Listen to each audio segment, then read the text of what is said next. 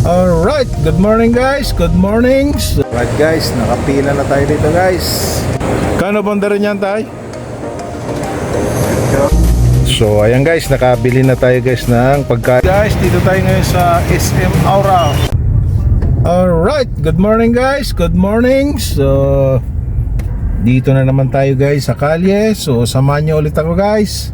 Samahan nyo ako sa aking pamamasada sa araw-araw ng ginawa ng Diyos. Okay guys.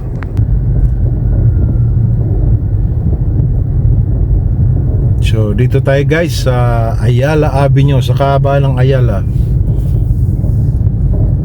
So dito tayo guys naghahanap ng pasahero.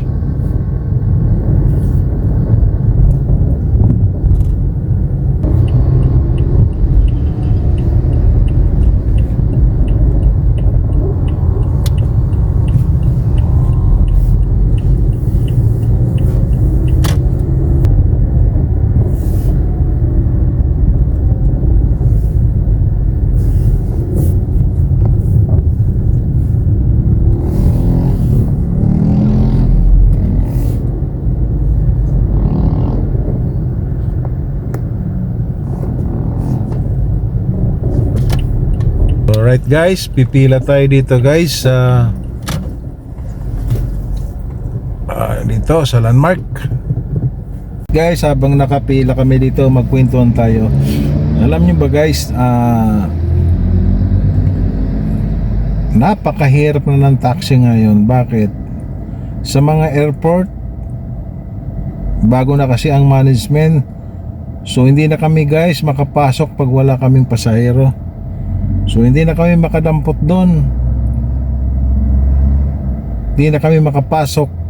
So parang wala nang ang pilahan guys eh. So grabe na ang yung taxi, parang wala nang kwenta. Kasi marami nang ang naglalabasa ngayong mga TNBS. So sa tingin ko mga 10 years pa wala nang taxi. Ang ilan-ilan na lang eh. Yan ang problema. So wala. Mabuti ako, pa-retire na rin ako dito sa taxi. Paano yung mga baguhang taxi driver? So hindi katulad namin noon, napakalakas talaga ng taxi. So ganon. Yung mga wala nang pilahan. Sa airport wala na. Yung Terminal 3 wala na. Hindi ko alam kung bibigyan pa kami doon kasi ginagawa kasi. Siyempre, pag wala kami doon, malakas yung mga airport taxi doon. So, napakamahal naman kasi nila eh. Yan ang problema.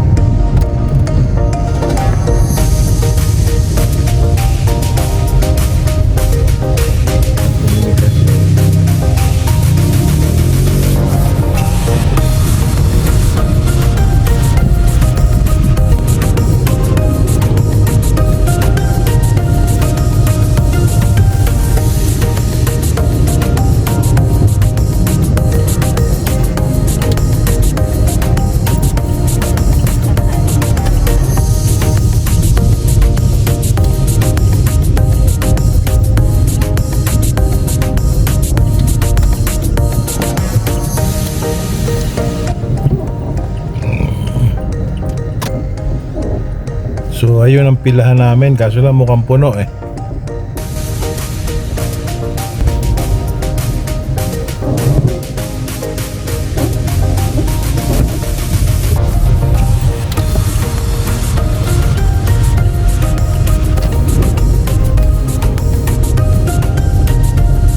So ayan guys, makakapila tayo.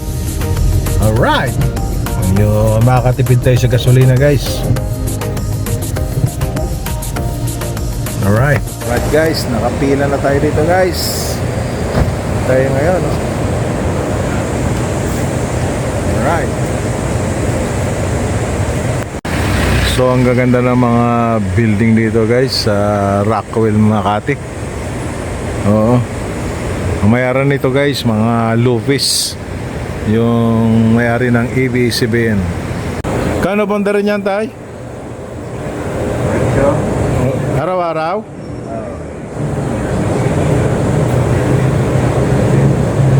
Mahal. Mura na yan. Kaya, 1, 2. Yeah, 1,000 yan.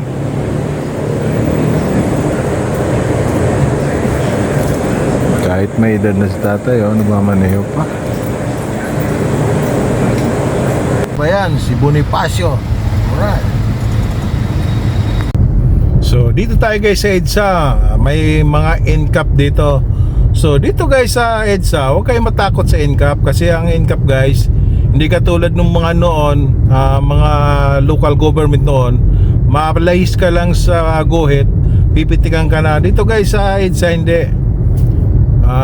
Huwag ka lang magbababad. Halimbawa, nagsakay ka, huwag ka lang magbababad ng matagal. Kailangan pagsakay, dampot, alis ka agad. Actually, bawal magsakay, kaso lang wala naman sila linagay na designated na mga sakayan. Kaya, mga pasahero kung saan-saan lang. Guys, dito tayo ngayon sa SM Aura sa Taguig. So, dito tayo nakapila na naman guys. Yan. Alright. So, ang time natin guys 11:45. So maghanap na tayo guys ng mga kainan natin. Kain tayo ng tanghalian. Maganda kasi kayo pag medyo maaga ka pa, bagong luto yung mga pagkain. Pag inabot ka na ng alauna, wala na, napagpilian na. So wala na, may malamig na. Kaya pag kumakain ako guys sa mga kainan niya, sa mga toro-toro, kailangan 10, 11, yan, ganyan, para mainit pa.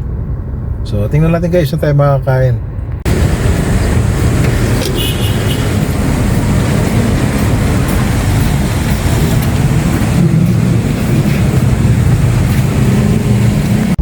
So ayan guys, nakabili na tayo guys ng pagkain. Ayan, kalahating gulay, isang prito, saka isang saging. Alright. Okay guys, kain na tayo guys. Thank God sa pagkain na binigay mo sa akin ngayong araw na ito. Alright, sana mabusog tayo.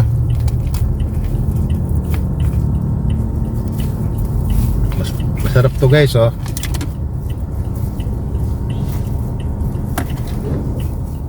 Maganda yung isda, oh. Ayan, oh. Oh. Mainit-init pa. So kain tayo guys. Dito ako kain sa taxi kasi mainit doon sa labas. Kaya nagbablog ako.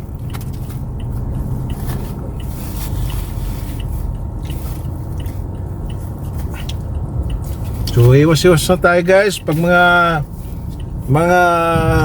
mga 50s na ang edad mo guys, mag-ingat-ingat na tayo sa karne. Kaya pa rin tayong karne kasi ano yan, protein yan eh.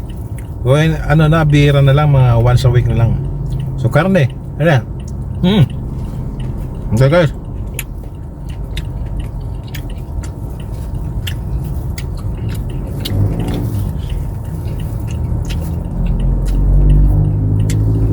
So pagkwento natin guys yung NCAP. Actually, ako naghihintay ako ng huli ko. Hindi naman natin na perfect yan guys eh. Kahit alam na natin kung kahit alam ko na kung saan yung nakalagay yung mga NCAP. Pero yung mga pasero kasi guys, minsan eh siyempre galing sila sa bahay nila, sasakay sila, paglabas nila ng EDSA, doon lang sila papara. So yun ang inaabangan ko guys, kung i-acknowledge nila yun na violation. Sana hindi, kasi hindi naman ako nagtatagal eh. Pagdampot, alis ka agad. Katulad dun sa Commonwealth,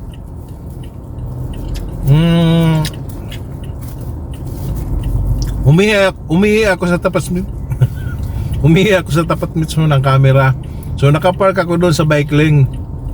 So yun ang mga nagiging tinitingnan ko kung anong magiging tugon ng MMDA dyan sa ganyang sitwasyon.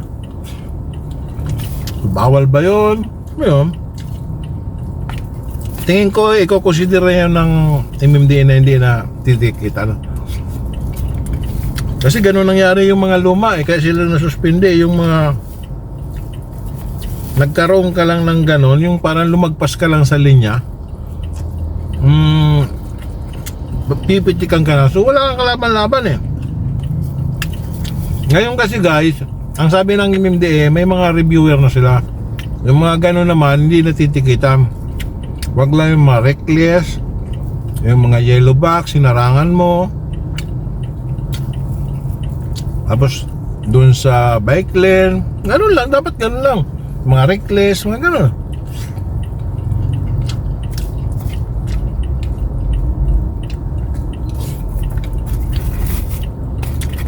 Ito, katulad namin guys, taxi driver, araw-araw kami sa kalye.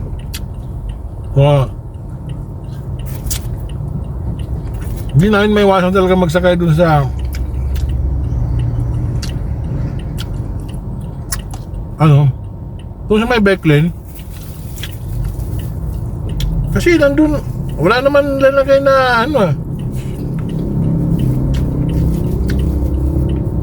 kung saan sasakay yung tao eh.